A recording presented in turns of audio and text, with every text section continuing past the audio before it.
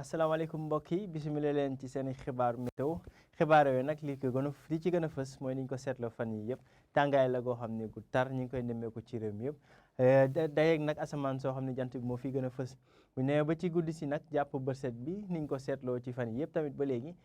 péex la boo xam ne dañu ko nemmeeku ci yenn goxu réew mi muñ jaaralee ci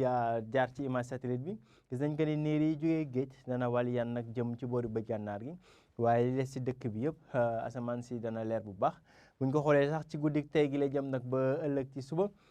daanaka weer wi dana fi fës ci bëj saalum réew mi ci diggu réew mi ba ci jëm ci xam ne boori Ndakaaru ak boori Thiès waaye bëj gànnaar gi nag foofee danañ am ay niir yoo xam ne dana fa faral di doxantu rawatina boori Ndar jàpp Louga Linguère Matam ba boori Podor température nag dana wéy di dal ci yenn gox yi ñi xaarandi 20 degré ci boori Mbour 20 degré ak ñaar nag jëm ba 20 degré ak ñeent ci gox yu bëri ci réew mi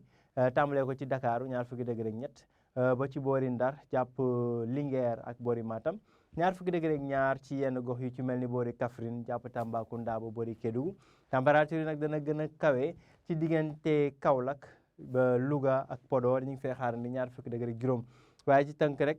péex la boo xam ne dañ ko nemmeeku ci gox yu bëri ci réew mi buñ jàllee ba ëllëg niir yi dana wéy di doxantu nag ci boori bëj gànnaar gi lu ci mel ni Ndar Podor jàpp Louga Linguère ak Matam waaye nag asamaan si dana leer bu baax jant bi dana fës ci bëj saalum réew mi diggu dëkk bi jëm nag ba boori Ndakaaru ànd ak température yu kawe comme niñ ko seetloo ngelawu penku bi muy harmattan dana wéy di nekk ci dëkk bi ba tax na nag température yi dana kawe lool muy tàngaay gu tar goo xam ne nañ ko nemmeeku ci réew mi fanweeri degré ak juróom-ñaar ba fanweeri degré ak juróom-ñeent diggante Casamance ak boori Kédougou fanweeri degré ak juróom-ñeent jëm diggante Thiès ak Ndar waaye Ndakaaru niñ ko seetloo fan yëpp mi ngi woon ci fanweeri degré jàpp fanweeri degré ak benn waaye ci ëllëg nag dana yëg dinañ dem ba fanweeri degré ak ñett lii day mandarga ni que ni ngelawu penku bi dana egsi ba boori Ndakaaru ba tax na tàngaay bi dana fi des diggu dëkk bi nag jàpp bëj gànnaar penku ni ñu ko seetloo 40 degré la jëm ba 40 degré ak ñaar diggante Diourbel jàpp Kaolack Kaffrine